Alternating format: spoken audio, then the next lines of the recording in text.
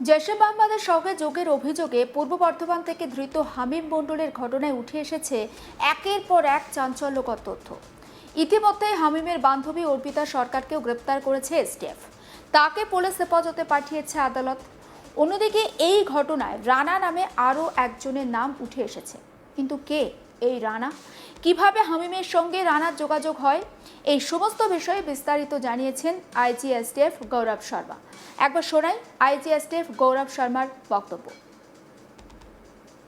হামিম মন্ডলকে যখন আমরা কাস্টাডিতে নিলাম তখন ইন্ট্রোগেশন করে তারপরে অনেকটা আমাদের টেকনিক্যাল অ্যানালিসিস করে আমরা কয়েকটা জিনিস খুব সিরিয়াস জানতে পারলাম। প্রথমে কি কয়েকটা হ্যান্ডেল আছে যেটা যাদের সঙ্গে হামিমের খুব ক্লোজ ইন্টারাকশন চলছে।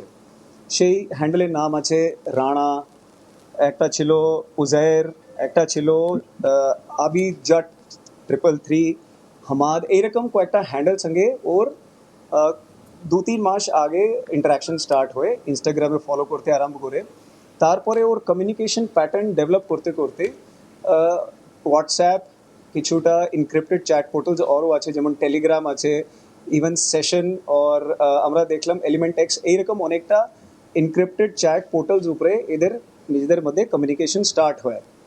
কমিউনিকেশন ডিটেলস মধ্যে যখন আমরা গেলাম তো আমরা দেখলাম কি এই হ্যান্ডেলস পাকিস্তান থেকে অপারেট হচ্ছে, और शहजाद भट्टी গ্যাং যে আছে তাদের সঙ্গে, शहजाद भट्टी গ্যাং যে পাকিস্তান থেকে অপারেট হয় তাদের সঙ্গে যুক্ত আছে। যখন আমরা এর অল ডিটেলস ভেরিফাই করতে আরম্ভ করলাম তখন আমরা দেখলাম এই হ্যান্ডেলসগুলো খুবই র্যাডিক্যাল প্রপাগান্ডার মধ্যে ইনভলভড আছে, और এরা চেষ্টা করছে কিছু ইউথকে টার্গেট করার থ্রু র্যাডিক্যাল প্রপাগান্ডা, যাতে কিছু সাবভার্সিভ অ্যাক্টিভিটিসকে ওরা কিছু কমপ্লিট করতে পারে, अंजाम দিতে পারে। তো সেই পরিপ্রেক্ষিতে হামিম মন্ডল ওদের সঙ্গে অ্যাসোসিয়েট হয়, और হামিম মন্ডলের মাধ্যমে ওরা কয়েকটা যা আমরা এখনো পর্যন্ত যে আমাদের তদন্ত মধ্যে জানতে পেরেছি কয়েকটা সিরিয়াস রেভেলেশনস আমাদের সামনে এসছে। আমাদের যে অনারেবল চিফ মিনিস্টার আছেন রাজ্যের, ওনাকেও টার্গেট করার এর মধ্যে প্ল্যানিং ছিল। ইতিমধ্যে আপনারা প্রত্যেকে জেনে গিয়েছেন যে পূর্ব বর্ধমানের রেনেসা উপনগরীর একটি জিমে শারীরিক কসরত করার সময় গ্রেপ্তার করা হয় হামিমকে। তবে হামিমের গ্রেপ্তারিতে অবাক হন তার পরিচিতরা। অনেকেই বলছেন শান্ত ভদ্র স্বভাবের হামিম নিয়মিত জিমে শারীরিক কসরত করত।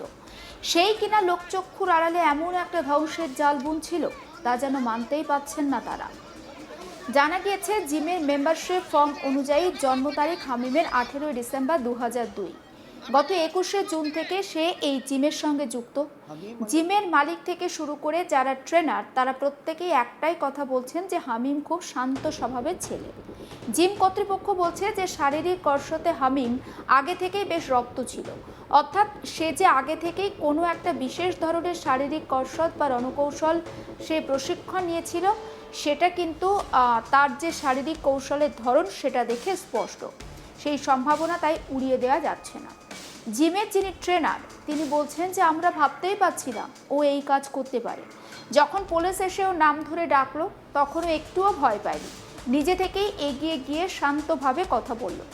যে ছেলেটা এখানে প্রত্যেক দিন রোজ ব্যায়াম করত সে কিনা মানুষের জীবন নিয়ে খেলছিল।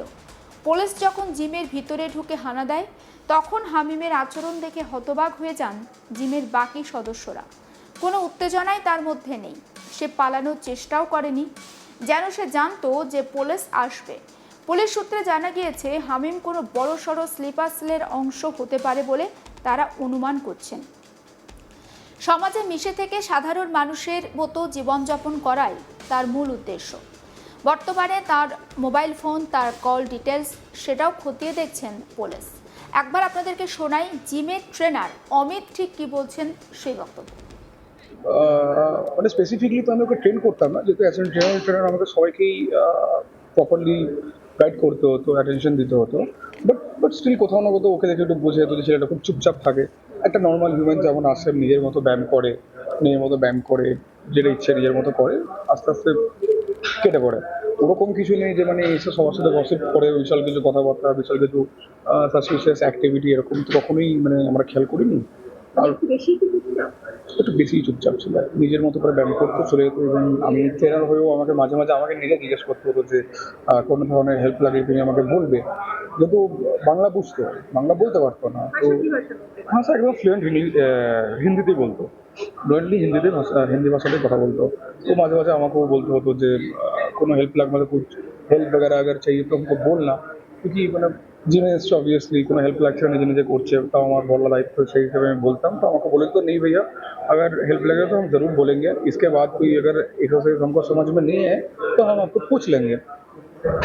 কালকে যখন এসেছিলেন এসপিএ থেকে, তো আপনাদের এসে কি করবো তখন ওর কি রিয়াকশন ছিল প্রথম যখন? দেখুন এসবি মানে ইন্টারেস্ট তো ওইদিকে, আর ও যে ব্যায়ামটা করছিল সেটা এইখানে করছিল, ওই ভাই যে ব্যায়াম করছে প্রপারলি ওরকম কিছু ব্যায়াম করছিল।